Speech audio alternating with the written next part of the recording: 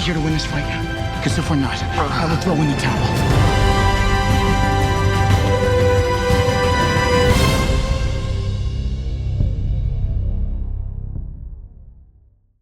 I like watching the UFC, but I'm always wondering what is driving these guys when I'm watching it. Right. And you spent months training with MMA guru Greg Jackson. What Yes. did you learn about the psychology of a fighter? Well, I love that you know who Greg Jackson is. I learned that it was as much mental as it is physical. And, Greg Jackson makes, there's a large part of their training that has to do with emotional and mental, to keep these guys in the game when they feel like they have no hope or no gas left, or he's the guy in the corner telling them you can do it, you can do it, you can do it, relax, breathe, which is a lot of what I say to Joel in the movie, and that's what it is. I mean, that's what he's their conscience, and he gets them to where they need to be.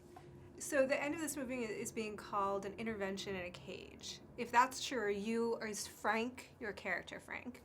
Are you the therapist? I think he is. I think Frank.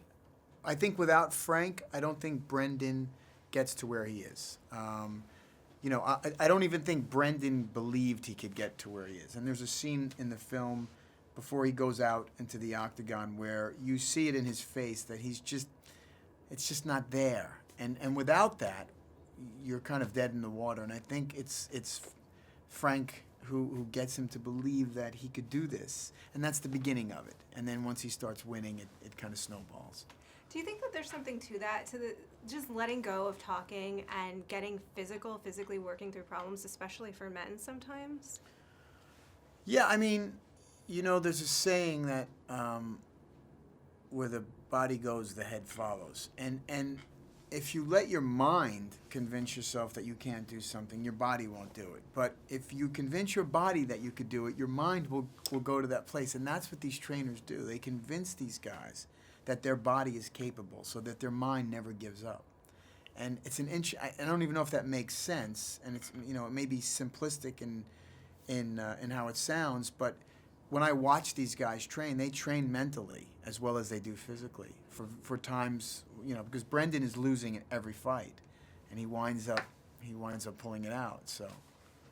Now, when you're constructing this character, are you aware of all of the other iconic trainers and coaches in movies? Does it inform you at all, or do you just have nothing to do with because it? I don't think there was anything in film that really.